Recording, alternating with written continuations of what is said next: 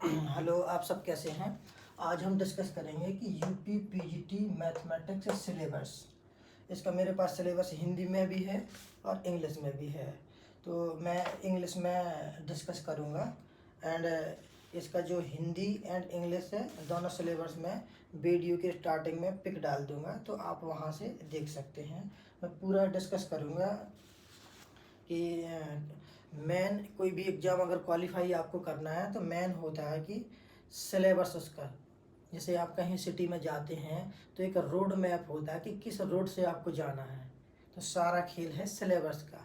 जिसका भी सिलेक्शन होता है उसने सिलेबस को बारीकी से देखा हुआ है, पढ़ा हुआ है, लर्न किया हुआ है।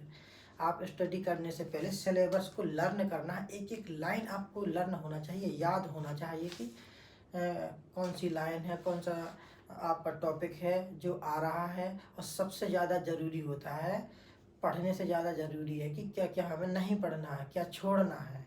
ये जब आपको आ जाएगा क्या छोड़ना है, रियल लाइफ में हो या फिर आपका एजुकेशनल लाइफ में हो, जब आपको ये समझ में आ जाता है कि क्या छोड़ना है तब आप लाइफ में आगे बढ़ जाते हैं। तो आज मैं डिस्कस करूँगा सिलेबस में पूरा कि ये मैं बताऊँगा आपको कि क्वेश्चन कहाँ से आते हैं आपके, कहाँ से क्वेश्चन नहीं आते हैं, कौन सा आपको ज़्यादा ध्यान देना है, कौन सा आपको कम ध्यान देना है। छोड़ना कुछ भी नहीं है इसमें जो सिलेबस में दिया हुआ है, क्योंकि काफ़ी टॉपिक ऐसे होते हैं जो वहाँ से क्वेश्चन बहुत कम आते हैं बट वो यूज हो जाते हैं। इसलिए उसको आपको थोड़ा रफली नॉलेज होना कंपलसरी है, छोड़ना नहीं है इसमें। तो सिलेबस का मतलब ही होता है कि कौन सा इसमें इम्पोर्टेंट है, कौन सा इसमें इम्पोर्टेंट नहीं है, किस पे ज़्यादा ध्यान देना है, किस पे कम ध्यान देना है। और कुछ टॉपिक ऐसे होते हैं कि जहाँ से अभी तक क्वेश्चन नहीं आए हुए हैं लेकिन उनका यूज हो जाता है उस सिलेबस का, उस लाइन का क्वेश्चनों में, तो उसको भी देखना कंपलसरी है।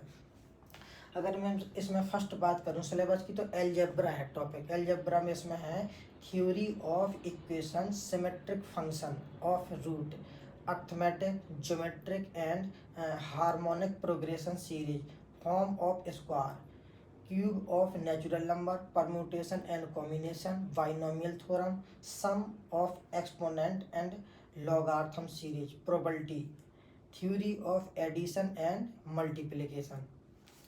तो थ्योरी फर्स्ट डिस्कस करूँगा मैं theory of equation, symmetric function of root. Symmetric function means क्या होता है, जैसे आप वाई एक्सेस के थ्रू या एक्सेस के थ्रू रोटेट करेंगे तो कोई इफेक्ट नहीं पड़ेगा उसमें। फॉर एग्जांपल अगर देखा जाए symmetric function y equal to x, इसका जो आप ग्राफ बनाएंगे, मैं सारा जो टीजीटी पीजीटी की मैथ है मैं ग्राफिकली आपको विजुअलाइजेशन करा दूंगा कि ये ऐसे होगा, ये ऐसे होगा।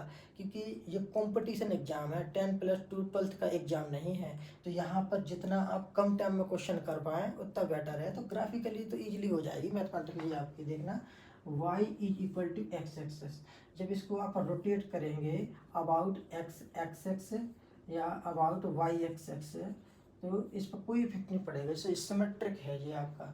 सिमेट्रिक मीन्स क्या होता है, ये आपका सर्कल है, इसे आप वाई एक्सेस के थ्रू या एक्स एक्सेस के थ्रू आप रोटेट करेंगे तो इस पर कोई इफेक्ट नहीं पड़ेगा क्योंकि ये सिमेट्रिक है।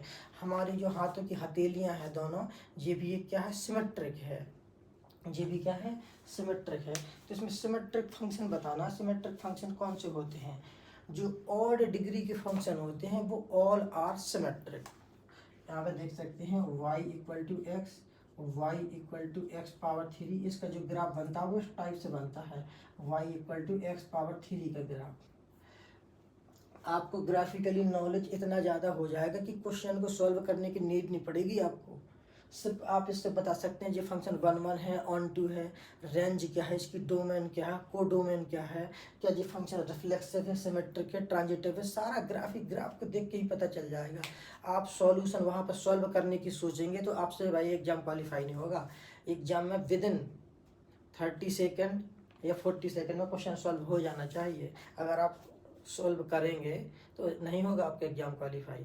एटलीस्ट 40-60 क्वेश्चन तो आपको लर्न होना चाहिए 125 में, तब आप सिलेक्शन के करीब पहुंचेंगे। लर्न कैसे होगा, जब आपको थोड़ा ग्राफिकली नॉलेज होगा, फॉर्मूले होंगे, कंसेप्ट फॉर्मूले लर्न करने हैं, लिखना नहीं है आपको कॉपी में। लर्न करेंगे तो डायरेक्ट अप्लाई करना है। जितना स्टेप आप स्किप कर पाएँ माइंड में कैलकुलेट। और लोग बोलते हैं कि बेसिक स्ट्रांग होना चाहिए, बेसिक स्ट्रांग होना चाहिए तभी सिलेक्शन हो। बेसिक का मतलब क्या है, आपको 30 तक टेबल लर्न हो, स्क्वायर रूट लर्न हो 30 तक, क्यूब रूट लर्न हो 30 तक, तब आपकी स्पीड मेंटेन होती है। आप क्लास 10th में थे, 12th में थे, तब आपको सब कुछ याद था। अगर आप पूछा जाए तो आपको 15 की टेबल याद नहीं होगी, 20 की। तो ये सारा आपको क्या करना है, डिविजिबिलिटी रूल मालूम होना चाहिए आपको 1 से लेके 11 12 तक। डिविजिबिलिटी रूल क्या है, 7 का डिविजिबिलिटी रूल क्या है, 11 का डिविजिबिलिटी रूल क्या है। यूनिट डिजिट देख के ही आंसर पता चल जाता है कि ये आंसर होगा, ये होगा ही नहीं। तो इसमें फर्स्ट है कि एक theory of equation symmetric function of root. तो आपका क्वाड्रेटिक इक्वेशन गिवन होगा। जब भी रूट की बात होती है, रूट की बात, तो रूट की बात होती है क्वाड्रेटिक इक्वेशन में, क्वाड्रेटिक इक्वेशन में होती है रूट की बात। यहाँ नेचर बताया जाता है कि रूट का नेचर क्या है, तो डी निकाला जाता है। डी मीन्स होता है discriminant, B square minus 4ac। Suppose that आपका डी ग्रेटर देन 0 है, डी आपका लेस देन 0 है, और डी इक्वल टू 0 है। ये 3 इसमें क्या बनता है, पॉसिबिलिटी बनती है। पॉसिबिलिटी तो और भी बनती है कि D greater than equal to 0 और D less than equal to 0, ये भी पॉसिबिलिटी बनती है। तो जब डी आपका ग्रेटर देन 0 होगा, कोई भी नंबर 0 से बड़ा होगा, तो उसे आप क्या बोलेंगे कि रूट आपके रियल होंगे एंड डिस्टिंक्ट होंगे, real and distinct, real and distinct. जब आप लेस देन 0 होंगे तो इसका मतलब होता है कि रूट आपके कॉम्प्लेक्स होंगे, कॉम्प्लेक्स होंगे एंड डिस्टिंक्ट होंगे। और डी इक्वल टू 0, इसका मतलब आपके जो रूट है वो एक रियल रूट है एंड इक्वल रूट है, real and equal, real root and equal. इसका मीनिंग क्या है, इसका यहाँ पे क्या था, रियल है एंड डिस्टिंक्ट है। तो यहाँ पे आपका क्या हो, एक पॉसिबिलिटी और बढ़ जाएगी, रियल और डिस्टिंक्ट तो होगा ही होगा, इक्वल भी होगा। इसमें इक्वल भी पॉसिबिलिटी, इक्वल भी होने की, रियल एंड डिस्टिंक्ट और रियल एंड इक्वल सेम इसमें है। कॉम्प्लेक्स तो होंगे रूट, बट इसमें डिस्टिंक्ट भी होंगे, इक्वल भी हो सकते हैं, सेम इसमें है। तो सिलेबस के एक एक लाइन आपको कंपलसरी है, मतलब कि कौन सा आपका जैसे मैंने बताया कि theory of equation symmetric function of है रूट, तो इस पे क्वेश्चन आता है, नेचर बताना होता है। और क्वाड्रेटिक इक्वेशन गिवन होगा, क्वाड्रेटिक इक्वेशन गिवन होगा तो उसमें जो क्वाड्रेटिक इक्वेशन गिवन होता है ना आपका, तो वो उस टाइप से देगा कि for example x square plus 6x 5x plus 6 equal to 0, इस टाइप से वो बोलेगा कि आपको इसमें नेचर बताइए। तो इसका तो आप वैसे भी बता सकते हैं, मिडिल टर्म एग्जाम में कौन सा फार्मूला यूज कर रहे हैं कोई मैटर नहीं करता है, जितना आप शॉर्टकट यूज कर सकते हो उतना बेटर है। तो इसमें आप मिडिल टर्म को स्प्लिट करके भी बता सकते हैं, और श्रीधराचार्य का फार्मूला होता है उससे भी बता सकते हैं। ये आपका डी स्क्वायर माइनस 4ac, इसे हिंदी में बोलते हैं विविधकर और इंग्लिश में बोलते हैं डिस्क्रिमिनेंट, तो इससे भी आप बता सकते हैं। सेकंड है इसमें जो सिलेबस में है, अर्थमेटिक ज्योमेट्रिक इन हार्मोनिक प्रोग्रेशन, इसे बोलते हैं हम AP GP HP। इसे क्या बोलते हैं बेटा, AP GP HP। और इसमें जो एक क्वेश्चन इतने ज़्यादा आया हुआ है, इतने ज़्यादा आया हुआ है UPTE PGT एग्जाम में कि जो मिलेगा ही मिलेगा। बस यही तो पहचानना होता है सिलेबस में कि कहाँ से क्वेश्चन आ रहे हैं। कौन सा, the relation between AP and GP। ये क्या होता है, AP is always greater than equal to GP। जो ग्रेटर देन इक्वल टू कब होता है, जब आपका जो नंबर गिवन होगा ना ABC, जो डिस्टिंक्ट होना चाहिए, डिस्टिंक्ट एंड इक्वल, तब होगा ये। अगर सारे नंबर इक्वल हैं, सपोज दैट सीरीज है आपकी 1 1 1 1, अदर सीरीज ले लो 2 2 2, तो सारे नंबर इक्वल हैं, तो फिर आपका ये आ जाएगा इसमें AM ग्रेटर देन GM। और सपोज दैट नंबर आपका 1 2 3 4 5 6, तो आपका ये आएगा AM ग्रेटर देन GM। तो सारा खेल है नंबर का कि सीरीज किस टाइप की दी हुई है। कोई इवेंचुअली सीरीज दी हुई है, इवेंचुअली का मतलब होता है कि सेम नंबर रिपीटेशन हो रहे हैं, 0 0 0 0 0 1 1 1 1 1 2 2 2 2, इसे बोलते हैं कांस्टेंट सीरीज, इवेंचुअली सीरीज, जो नंबर ऑफ रिपीटेशन सेम ही नंबर दे रहा है वो। तो इस पे क्वेश्चन आता है कैसे कि A M is greater than equal to G M, और कभी कभी एक नंबर में ये आ जाता है कि इसका रिलेशन बताना है, तो ये आपका रिलेशन होता है तीनों में। और बात करें हम इसकी, ए एम का मतलब होता है कि टू टर्म्स का मीन निकालना है, ग्रेटर देन इक्वल टू उनको रूट में डालना है, ये होता है इसका रिलेशन। इस पे क्वेश्चन आएगा आपका 100%। यहाँ पे दिख नहीं रहा, मैं यहाँ पे लिख देता हूँ A M greater than equal to G M. A M मतलब कि A plus B by two greater than equal to root A B. ये तो ये सिलेबस में तो तीनों हैं आपके, बट क्वेश्चन कहाँ से आता है? क्वेश्चन ये आता है ए एम जी एम में रिलेशन से क्वेश्चन आएगा आपका 100%। फिर इसमें आता है series form of square and cube, मतलब है कि नेचुरल नंबर का जो इसमें आएगा क्वेश्चन की sum of square of natural number, जो नेचुरल नंबर हैं उनका स्क्वायर किया जाए और सम किया जाए तो कौन सा फॉर्म बनेगा। जो बहुत कंपटीशन में क्वेश्चन आता है मैं शॉर्ट में लिख देता हूँ समेशन एन, और ये समेशन एन कहाँ से जाता है 1 to के लिख सकते हैं या आप एन लिख सकते हैं।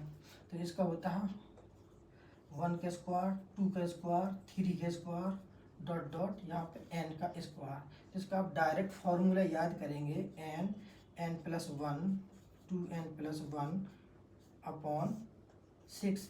इस पे क्वेश्चन अभी 2021 में आया हुआ है, इसका 2021 में इसका क्वेश्चन आया हुआ है। सेकंड है क्यूब वाला, n की पावर 3 1 to k, तो ये क्या है 1 का क्यूब, 2 का क्यूब, 3 का क्यूब, 4 का क्यूब, इस टाइप से।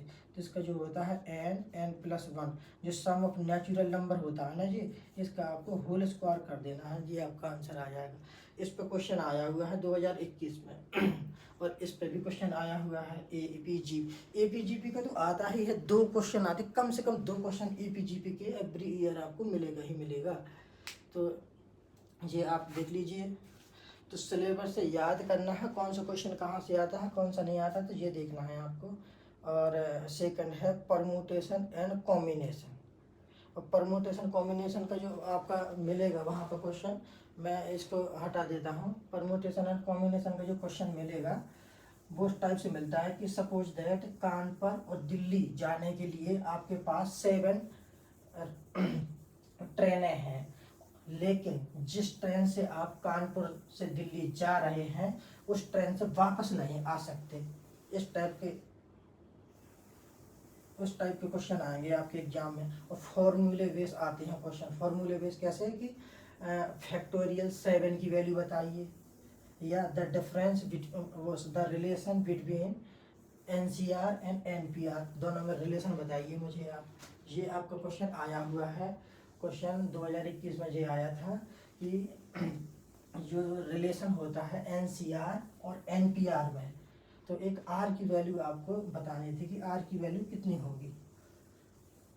तो जब आप ये जज कर लेते कि क्वेश्चन कहाँ से आ रहे हैं कैसे आ रहे हैं, तो एग्जाम को क्वालिफाई करना इजी हो जाता है। और मैं आपका सारा सिलेबस करा दूंगा, जितने प्रीवियस ईयर, मेन चीज़ है previous year question and syllabus. जिसने प्रीवियस ईयर क्वेश्चन और सिलेबस पर फोकस कर लिया उसका सिलेक्शन हो जाता है। इस पे क्या है permutation and combination. Permutation means है एनपीआर और कॉम्बिनेशन मीन्स है एनसीआर। इसमें रिलेशन क्या होता है, जो एनपीआर होता है वो आर टाइम होता है एनसीआर के। फॉर एग्जाम्पल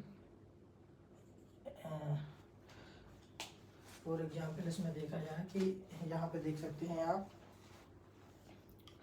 बाइनोमियल थ्योरम है, इसमें sum of exponential and logarithm. Binomial theorem means होता है कि जो आपके 8th क्लास में आइडेंटिटी थी ना, a+b का होल स्क्वायर, a-b का होल स्क्वायर, a+b+c का होल स्क्वायर, a+b का होल क्यूब, a-b का होल क्यूब, ये बाइनोमियल होता है इसमें। बट आपकी जो क्लास में है तो वो तो 8th क्लास में था, और जो आपके टीजीटी पीजीएल एग्जाम में है तो वो ऑर्डर n तक जाएगा, उसमें तो ऑर्डर 3 था, 3 डिग्री तक एक्सपेंशन था। 3 डिग्री तक उसमें क्या था, एक्सपेंशन था, लेकिन अब आपका कितना जाएगा, n डिग्री तक जाएगा। तो उसे आप किस टाइप से ओपन करेंगे। पहले मैं परम्यूटेशन एंड कॉम्बिनेशन के लिए बता दूं, तो परम्यूटेशन मीन्स NPR और कॉम्बिनेशन मीन्स NCR।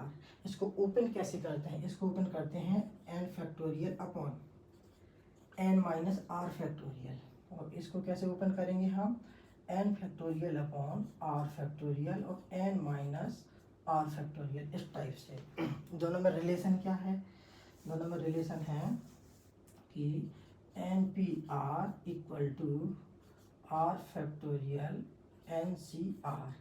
तो ये R की वैल्यू आया था आपके एग्जाम में, फाइंड करने के लिए R की वैल्यू बताइए क्या होगी, अभी जो 2021 में एग्जाम हुआ था।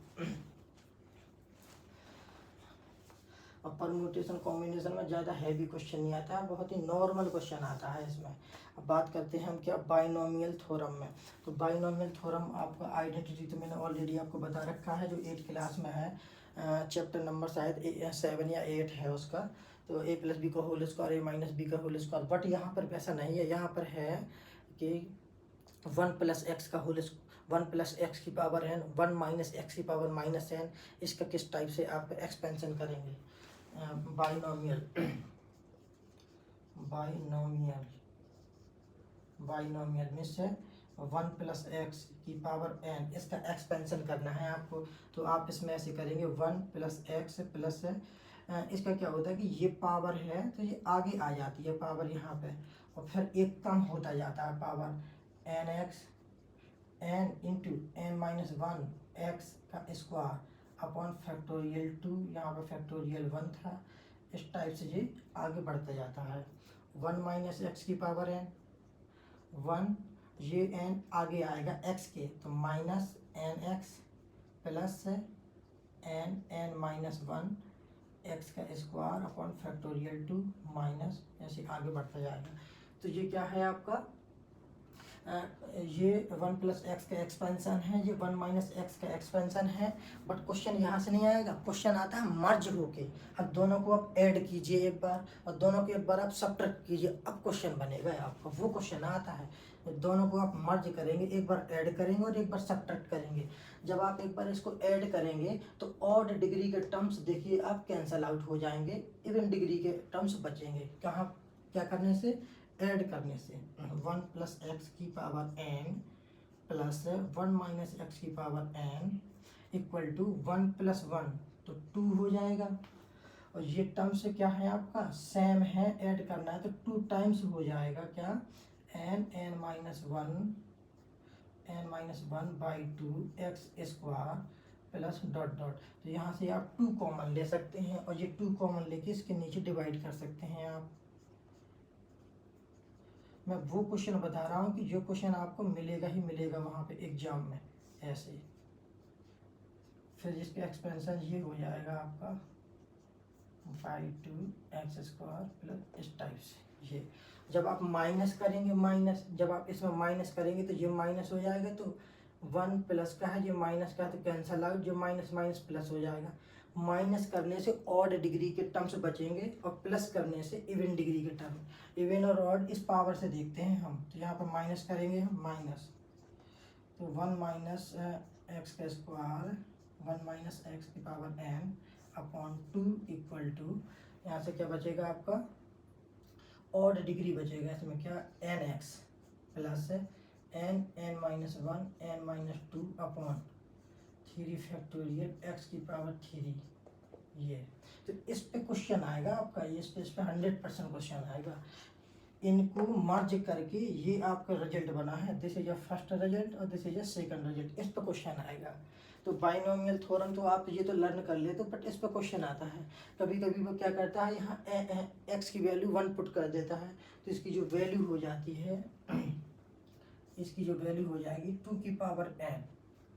होता है ना कि क्वेश्चन आता है कि सम ऑफ ऑल टर्म्स, सभी टर्म्स का अगर सम किया जाए तो कितना आता है, 2 की पावर n आता है इसमें। इसे पावर सेट भी बोलते हैं, 2 की पावर n। अगर पावर सेट का मतलब होता है कि टोटल नंबर ऑफ सबसेट निकालना है, तो उसे बोलते हैं हम क्या, पावर सेट। तो ऐसे निकालते हैं जी हम। और इसमें डिस्कस किया जाए क्या है कि sum of exponentially and logarithm function. Exponentially function, सारा एक्सपोनेंशियली फंक्शन है। मैं यहाँ पे एक बार समझा देता हूँ। एक्सपोनेंशियली मीन्स क्या है? एक्सपोनेंशियली यहाँ पे देखिए, एक्सपोनेंशियली मीन्स एक्स की एक्स एक्स एक्सपोनेंशियल एक्स, इसका एक्सपेंशन क्या होता है? 1 + x x square by 2 dot dot. उससे हम माइनस का भी एक्सपेंशन कर सकते हैं, 1 - x।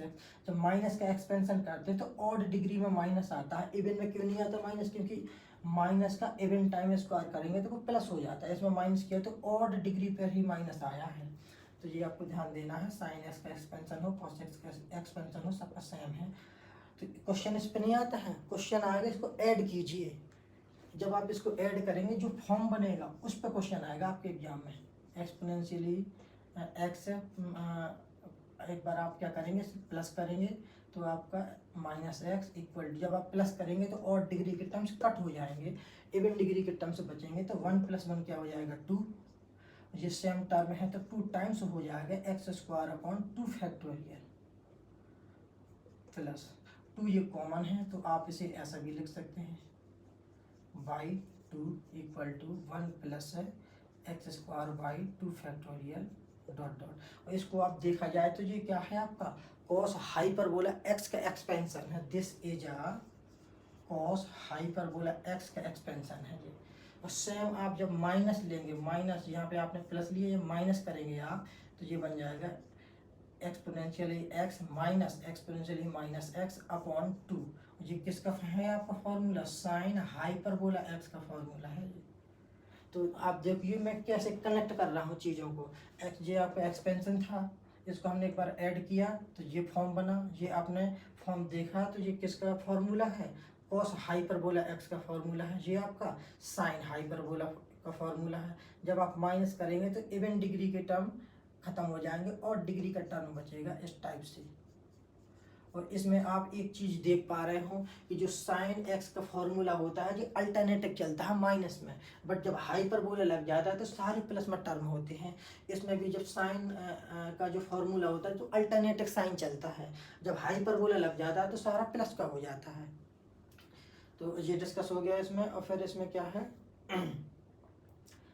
फिर लॉगरिथम। लॉगरिथम का मतलब होता है log x, log of 1 + x। इसका इस पे तो ऐसा क्वेश्चन आता है, 100% क्वेश्चन आता है। इसके 2 फॉर्मूले हैं, log of 1 - x। तो इस पे नहीं आएगा क्वेश्चन, इसको मर्ज करके जो फॉर्मूला बनेगा क्वेश्चन उस पे आएगा। अगर इसका देखा जाए 1 + x का क्या होता है? एक्सपेंशन। तो x - x² / 2, इसमें क्या होता है कि ये साइन जैसा होता है एक्सपेंशन, बट नीचे फैक्टोरियल नहीं होता है, इसको ऐसे याद करना है। और प्लस है x⁻³ - x⁻4/4, इस टाइप से। अब ये जब माइनस वाला फॉर्मूला है तो एक माइनस आगे आ जाता है और बाकी सारा प्लस का हो जाता है। कैसे? 1 + x² / 2 प्लस डॉट डॉट, ये x⁻3/3, इस टाइप से। अब इसको मर्ज कीजिए आप। एक बार क्या करना है, इसको आपको माइनस करना है। तो कैसे करेंगे आप minus? log of 1 + x minus log of 1 - x। जब आप माइनस करेंगे तो इवन डिग्री के टर्म क्या होंगे? हट जाएंगे, ऑड डिग्री के टर्म बचेंगे। तो x + x कितना हो जाएगा? 2x। तो 2 में कॉमन ले लेता हूँ तो यहाँ x बचेगा और ये आपका इवन डिग्री का टर्म हट जाएगा, ऑड डिग्री का बचेगा। ये 2 टाइम्स हो जाएगा x³ / 3। तो 2 मैंने बाहर ले लिया तो x³ / 3। तो इस टाइप से एक्सपेंशन बन जाएगा। इस 2 को मैं कहाँ नीचे डाल सकता हूँ मैं नेक्स्ट स्टेप में।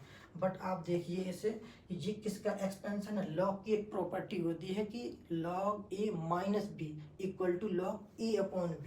तो ये फॉर्मूला बन जाएगा log 1 + x अपॉन 1 - x 1/2।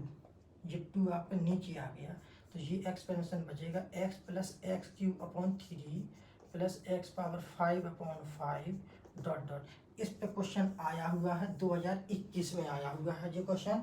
और ये फेमस है, चाहे यूपी के एग्जाम हो या DSSB के एग्जाम हो या बिहार के एग्जाम हो, इस पे क्वेश्चन आता ही आता है। तो इस पे आपको ध्यान देना है। एक बार नोट डाउन आपको करना हो तो कर सकते हैं। मैं तो सिलेबस डिस्कस कर रहा हूँ, कहाँ से क्वेश्चन आएंगे, कहाँ से क्वेश्चन आपके नहीं आएंगे। तो एक बार आप देख सकते हैं इसे। तो मैं इसे रिमूव कर देता हूँ मैं। तो नेक्स्ट है इसमें डिटर्मिनेंट। डिटर्मिनेंट मीन्स क्या होता है? Determinant is a scalar quantity, एक फिक्स क्वांटिटी आएगी डिटर्मिनेंट। और डिटर्मिनेंट कैसा आता है आपका? डिटर्मिनेंट किसका निकाला जाता है? मैट्रिक्स का निकाला जाता है। मैट्रिक्स क्या है आपका? मैट्रिक्स मीन्स होता है, सपोज दैट आपके पास है सम कौन है, उनको आपको रीअरेंजमेंट करना है, तो या तो उनको आप एक रो फॉर्म में रीअरेंजमेंट कर सकते हैं, या उसको आप एक कॉलम में रीअरेंजमेंट कर सकते हैं। जब आप एक रो में अरेंजमेंट उसे करेंगे तो उसे बोलते हैं हॉरिजेंटल मैट्रिक्स। जब उसे आप कॉलम में रीअरेंजमेंट करते हैं तो उसे हम बोलते हैं क्या? कॉलमन मैट्रिक्सेस है। उसे क्या बोलेंगे? कॉलमन मैट्रिक्सेस है। इसमें टाइप्स भी होते हैं मैट्रिक्स के बहुत सारे। Identity matrix, scalar matrix, square matrix, diagonal matrix, upper diagonal matrix, lower diagonal matrix,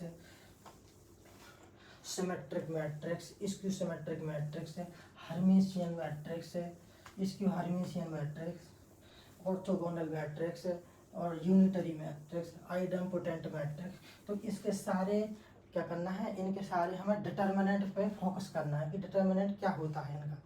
determinant पे क्या करना है? फोकस। और डिटर्मिनेंट फाइंड करने के लिए आप जो 6 बुकें हैं उसमें कुछ प्रॉपर्टी गिवन है, और जिसमें property number 4 very very most important है। प्रॉपर्टी नंबर 4 ये बोलती है कि एनी 2 रो को जब हम ऐड करें, या एनी 2 कॉलम को जब हम ऐड करें, तो अगर वो आइडेंटिकली बन रही है, आइडेंटिकली मीन्स होता है कि सेम टू सेम हो रहा, फर्स्ट रो सेम हो रहा, सेकंड रो के इक्वल, सेकंड रो सेम हो रहा, थर्ड के इक्वल, तो आप डायरेक्ट बोल सकते हैं कि इस डिटर्मिनेंट की वैल्यू 0 आएगी। और ऑलमोस्ट अगर 100 क्वेश्चन डिटर्मिनेंट के कोई दे आपको, तो 80 की तो 0 ही आती है वैल्यू। अगर यूपी में नेगेटिव मार्किंग नहीं, आपको तुक्का मारना हो, तो 0 आप लगा के आएंगे, 0 लगा के आएंगे आप। तो इस पर मैं डिस्कस करूँ। डिटर्मिनेंट, डिटर्मिनेंट में क्या है? Definition, minor and cofactor, minor and cofactor. Suppose that आपका डिटर्मिनेंट गिवन है यहाँ पे A11, A12, A21, A22, ये आपका ऑर्डर होता है मैट्रिक्स का। और नंबर ऑफ एलिमेंट निकालना है, तो ये जितने बाई जितने का ऑर्डर होता है इसका मल्टीपल कर देते हैं, तो नंबर ऑफ एलिमेंट निकल आता है। मैट्रिक्स जो आप डिनोटेट करेंगे वो कैपिटल लेटर से डिनोटेट करेंगे, और जो एलिमेंट को डिनोटेट करेंगे वो स्मॉल लेटर से डिनोटेट करेंगे, ठीक। अच्छा, इसमें कह रहा माइनर क्या होता है और कोफैक्टर क्या होता है? कहाँ पे गया? हाँ जी, है माइनर एंड कोफैक्टर। ओके, एक मैट्रिक्स ले लेता हूँ 3x3 का। A11, A12, A13, A21, A22, A23, A31, A32, A33। Okay, minor means होता है कि जितने क्रॉस जितने का मैट्रिक्स है उससे एक कम या और कम ऑर्डर का आप मैट्रिक्स ले सकते हैं, उसे बोलते हैं हम क्या? माइनर। उसे हम क्या बोलते हैं? माइनर। सपोज दैट मैंने ये ले लिया है आपका, ये ले लिया, तो ये माइनर हो गया। 2x2 का मैंने यहाँ पे ले लिया, दिस मैट्रिक्स नेम B, ये 2x2 का क्या हो गया? माइनर। और कोफैक्टर क्या है? कोफैक्टर मतलब होता है कि इस एलिमेंट की वैल्यू निकालना है आपको, इस एलिमेंट की वैल्यू निकालना है, ठीक। तो इसका यूजेस क्या है? ये दिया मतलब क्यों है? माइनर क्यों दिया, कोफैक्टर क्यों दिया है? माइनर से पता चल जाता है, सपोज दैट 3x3 का मैट्रिक्स गिवन है, इसकी आपको रैंक बतानी है कितने हैं, और रैंक पता होने से हम डिटर्मिनेंट के बारे में भी बता सकते हैं। सपोज दैट 3x3 का मैट्रिक्स है, उसकी रैंक 2 है, इसका मतलब क्या है कि एक आइगन वैल्यू 0 है इसकी, या एक रो 0 है, या एक कॉलम 0 है, तो डिटर्मिनेंट 0 हो जाएगा। जितने ऑर्डर का मैट्रिक्स होता है, अगर रैंक उतनी है तो वो नॉन जीरो मैट्रिक्स है, अगर उससे कम रैंक है तो वो क्या है? सिंगुलर मैट्रिक्स है, या उसको डिटर्मिनेंट 0 है, ठीक है। इसे जब जितना ऑर्डर का मैट्रिक्स होता है उतनी रैंक होती है तो उसे नॉन सिंगुलर भी बोलते हैं, इन्वर्टिबल मैट्रिक्स भी बोलते हैं। तो आप क्या करेंगे? एनी 2x2 का आप मैट्रिक्स लेंगे, इसे बोलते हैं माइनर मैट्रिक्स। अगर उसकी रैंक 2x2 मैट्रिक्स लेंगे, उसकी रैंक उससे कम आ रही, 2x2 का मैट्रिक्स लेंगे, सपोज इसकी रैंक 1 आ रही, इसका मतलब क्या है कि एक रैंक इस पर कम हो चुकी है, वैसे 2 रैंक आने चाहिए इसकी। तो ये जो भी आप ले रहे हैं ना, ये माइनर, ये नॉन जीरो आना चाहिए। अगर ये जीरो आ रहा, इसका मतलब है कि इसकी रैंक एक कम है, रैंक कम है तो डिटरमिनेंट जीरो है, बस ये बताना है इसमें। फिर इसमें क्या है, expansion of determinant up to 3x3, मैंने एक्सपेंशन कर दिया, 3x3 का ये मैट्रिक्स भी है, मैंने एक्सपेंशन कर दिया। और ये क्या है, 3x3 का ये मैट्रिक्स भी है, ओके। और 3x3 का मैट्रिक्स है। फिर क्या है इसमें, solution of linear equation n equal to 3 by the Cramer rule. देखो रूल आप कोई भी लगाएं, क्रेमर रूल लगाएं आप, या आप unit solution, infinite solution, no solution का आप रूल लगाएं, तो इसमें कोई इफेक्ट नहीं पड़ता है, क्योंकि आप ये कंपटीशन एग्जाम है, जितना शॉर्टकट आप इसका यूज करेंगे उतना बेटर है। बट मैं आपसे सजेशन करूँगा कि जब भी आपका 3 इक्वेशन गिवन हो, उसमें बोले नो सॉल्यूशन, इनफाइनाइट सॉल्यूशन या यूनिक सॉल्यूशन, तो बाई ऑप्शन सॉल्व करना है आपको। फॉर एग्जांपल देखिए यहाँ पे कैसा, फर्स्ट है आपका a1x plus b1y plus c1z equal to, यहाँ पे सपोज दैट गिवन है कुछ b1, a2x plus b2y plus c2z is equal to ABC, तो हमने यहाँ पे यूज कर लिए, तो यहाँ पे λ1 λ2 यूज कर सकते हो, a3x plus b3y plus c3z is equal to λ3। तो यहाँ पर आपका जो सॉल्यूशन होगा एग्जाम में, वो x की वैल्यू गिवन होगी, यहाँ पे y की वैल्यू गिवन होगी, और यहाँ पे z की वैल्यू गिवन होगी। तो आपको क्या करना है, ऑप्शन से ये वैल्यू उठा के किसी एक इक्वेशन में रख देना है। अगर वो ये वैल्यू ये पे सेटिस्फाई कर जाए, दिस इज आंसर। सॉल्व नहीं करना है, हैवी क्वेश्चन को बाई ऑप्शन से किया जाता है, जिसे हम हिट इन ट्रायल भी बोलते हैं। तो बाई ऑप्शन से सॉल्व करना है इस टाइप के क्वेश्चन को। No solution, infinite solution. Unique solution का मतलब होता है जिसका डिटर्मिनेंट नॉन जीरो हो, जो रैंक हो वही उसका डिटर्मिनेंट आना चाहिए नॉन जीरो। और इनफाइनाइट सॉल्यूशन मतलब होता है कि unique solution means two line जैसे इंटरसेक्ट कर रहे हैं यूनिक पॉइंट पे, उससे बोलते हैं हम यूनिक सॉल्यूशन। इनफाइनाइट सॉल्यूशन का मतलब है कि ये आपकी बुक है, इस पे मैं पेन को रख रहा हूँ तो इनफाइनाइट पॉइंट टच हो रहा है, मतलब एक लाइन के ऊपर दूसरी लाइन जा रही है, तो उसे इनफाइनाइट सॉल्यूशन बोलते हैं। और नो सॉल्यूशन का मतलब है जो कभी ना मिले, जैसे ट्रेन की पटरियाँ हैं वो कभी नहीं मिलती, पैरेलल लाइन को बोलते हैं हम नो सॉल्यूशन। फिर आ जाते हैं इसमें मैट्रिक्स से, कि types of matrix. Type of matrix मैंने बता दिया है, इस पर तो क्वेश्चन आएगा नहीं। Addition and multiplication of matrix 3x3, ये भी क्वेश्चन नहीं आता। ट्रांसपोज ऑफ मैट्रिक्स, यहाँ से क्वेश्चन आता है। ट्रांसपोज ऑफ मैट्रिक्स कहाँ क्यों क्वेश्चन आएगा, क्योंकि ये सिमेट्रिक, इसको सिमेट्रिक में यूज होता है, वहाँ से क्वेश्चन आता है कि मैट्रिक्स आपका गिवन होगा तो उसमें आपको बताना होगा कि x की वैल्यू फाइंड कीजिए, y की वैल्यू फाइंड कीजिए। फॉर एग्जांपल देखिए, symmetric matrix and skew symmetric matrix. Suppose that ये आपका 2 3 3 आपका 2 है, तो इसमें आपको बताना है अल्फा बीटा की वैल्यू बतानी है आपको, अल्फा बीटा की वैल्यू।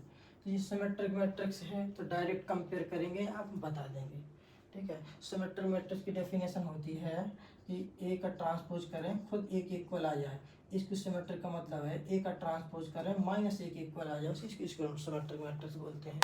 और इस पर एक क्वेश्चन बहुत ज़्यादा आता है, वो क्या है कि जो इसकी आइगन वैल्यू होती है सिमेट्रिक मैट्रिक्स की, वो क्या होती हैं, मतलब रियल होती हैं, जीरो होती हैं। इसको सिमेट्रिक मैट्रिक्स की आइगन वैल्यू क्या होती हैं। इसको सिमेट्रिक मैट्रिक्स में दो टाइप से क्वेश्चन बनते हैं, एक तो ऑड ऑर्डर का इसको सिमेट्रिक दे देगा, बोलेगा कि इसका डिटरमिनेंट बताइए, तो ऑड ऑर्डर का इसको सिमेट्रिक का डिटरमिनेंट ऑलवेज जीरो होता है।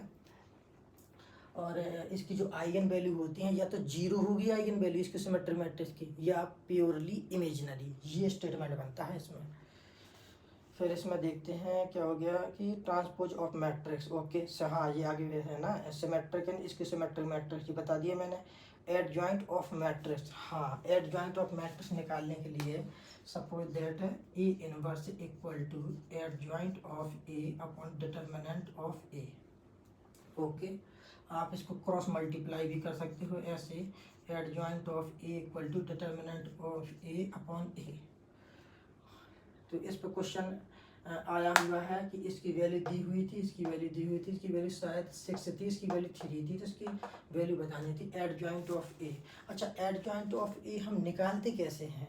एडजॉइंट ऑफ ए निकालने का मतलब है कि एक मैट्रिक्स गिवन होगा, उसका आप ट्रांसपोज करेंगे। मैं एक एग्जांपल दे देता हूँ, 1 2 3 4 ये है, इसका मुझे क्या निकालना है? एडजॉइंट ऑफ ए निकालना है।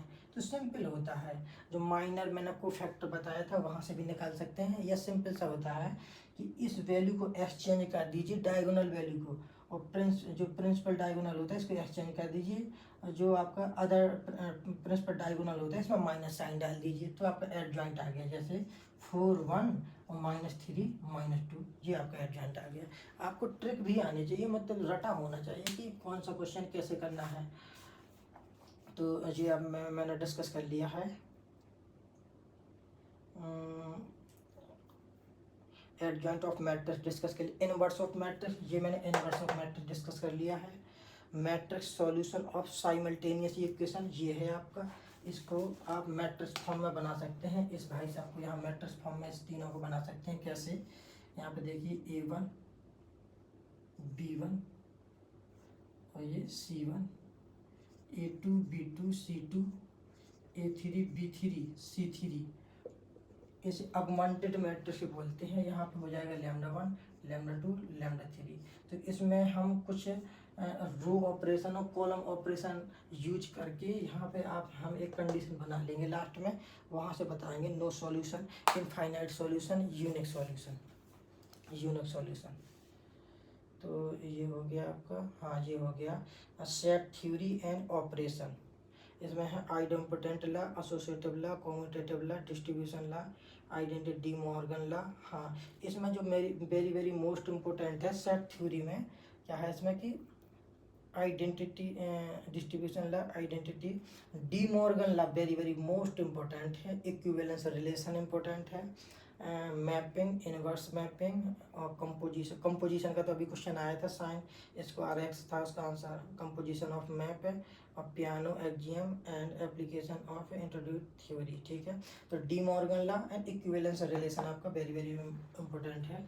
तो ये देखिए मैं यहाँ पर डिस्कस कर रहा हूँ सेट थ्योरी में De Morgan law, De Morgan law, De Morgan law, De Morgan law. तो इसमें क्या है De Morgan law set theory में? डी मॉर्गन लॉ मीन्स होता है कि जो आपका sine theta cos theta plus iota sine theta, अगर मैं कॉम्प्लेक्स नंबर की बात करूँ तो इसमें क्या होता है कि cos theta plus iota sine theta, जो पावर होती है आपकी, पावर क्या n, ये n बिलोंग्स टू आपका इंटीजर, नेगेटिव भी हो सकती है, पॉजिटिव भी हो सकती है, जीरो भी हो सकती है। ये n कहाँ पे बिलोंग करेगा? इंटीजर में। तो ये n थीटा के साथ मल्टीपल हो जाती है, इसे हम बोलते हैं क्या? डी मॉर्गन लॉ बोलते हैं। और सेट थ्योरी में भी होता है डी मॉर्गन लॉ। पहले ये इसे डी मोबियस थ्योरम बोलते हैं कॉम्प्लेक्स नंबर में, D Mobius theorem complex number में, डी मोबियस थ्योरम। और सेट थ्योरी की बात करें तो डी मॉर्गन लॉ क्या होता है? Set A union set B का ट्रांसपोज किया जाए तो A intersection B, A C लिख लो, A complement intersection B complement, और सेकंड आपका ए इंटरसेक्शन बी का होल कॉम्प्लीमेंट, तो A complement union B complement. Means जो रिवर्स हो जाता है, यूनियन इंटरसेक्शन हो जाएगा, इंटरसेक्शन यूनियन हो जाएगा। तो इसे बोलते हैं डी मॉर्गन लॉ। और D Mobius theorem complex number में होता है, ये इनसाइड आ जाता है, ये क्या हो जाएगा? Cos n theta plus iota sine n theta. ये मैंने इसलिए बताया है कि लोग कंफ्यूज हो जाते हैं। डी मॉर्गन लॉ ये है आपका यूनियन का इंटरसेक्शन, इंटरसेक्शन का यूनियन। और डी मोबियस थ्योरम क्या है कि जो थीटा होता है उसमें मल्टीपल हो जाता है पावर एन का, बट पावर आपकी क्या? इंटीजर होना चाहिए। पावर क्या होना चाहिए? इंटीजर। ऐसा नहीं कि आप रियल नंबर भी ठोंक दें, √3 √5 √2 ये वाला नहीं चलेगा, इंटीजर होना चाहिए। नेगेटिव भी हो सकता है नंबर, जीरो भी हो सकता है, पॉजिटिव भी हो सकता है। तो ये इसमें वेरी वेरी मोस्ट इम्पोर्टेंट था। और इसमें सेट में क्या है कि इक्विवेलेंस रिलेशन, इक्विवेलेंस रिलेशन ये वेरी वेरी मोस्ट इम्पोर्टेंट है। इक्विवेलेंस रिलेशन, इक्विवेलेंस रिलेशन में आ जाता है फर्स्ट की मैं बात करूँ तो रिफ्लेक्स से। रिफ्लेक्स का मतलब है कि सेम एलिमेंट का सेम एलिमेंट के साथ, जैसे ए का रिलेशन ए के साथ सेट में ये तो होना ही चाहिए, अगर एक्स्ट्रा है तो कोई बात नहीं, लेकिन ये तो कंपलसरी है होना, उसे बोलते हैं रिफ्लेक्सिव। जब खुद का खुद के साथ होता है तो उसे आइडेंटिटी रिलेशन बोलते हैं, और जब खुद का खुद के साथ तो है, एक दो एलिमेंट एक्स्ट्रा भी है, उसे बोलते हैं रिफ्लेक्सिव रिलेशन। और सेकंड है सिमेट्रिक रिलेशन।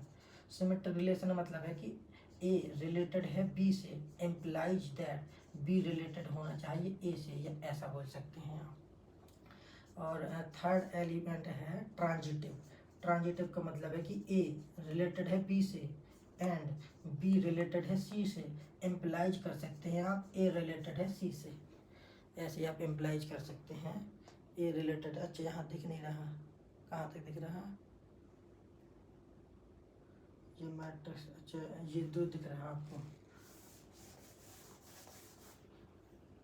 इतना दिख रहा है ना सिमेट्रिक, फर्स्ट सिमेट्रिक। हाँ तो यहाँ पे देखिए सिमेट्रिक रिलेशन दिख रहा है ना, हाँ सिमेट्रिक है, सिमेट्रिक रिलेशन। सिमेट्रिक का मतलब होता है ए रिलेटेड है बी से, तो इम्प्लाइज कर सकते हैं बी रिलेटेड है ए से, ऐसे भी कर सकते हैं रिवर्स। और ट्रांजिटिव मतलब होता है, ट्रांजिटिव है कि ए रिलेटेड है बी से एंड बी रिलेटेड है आपका सी से।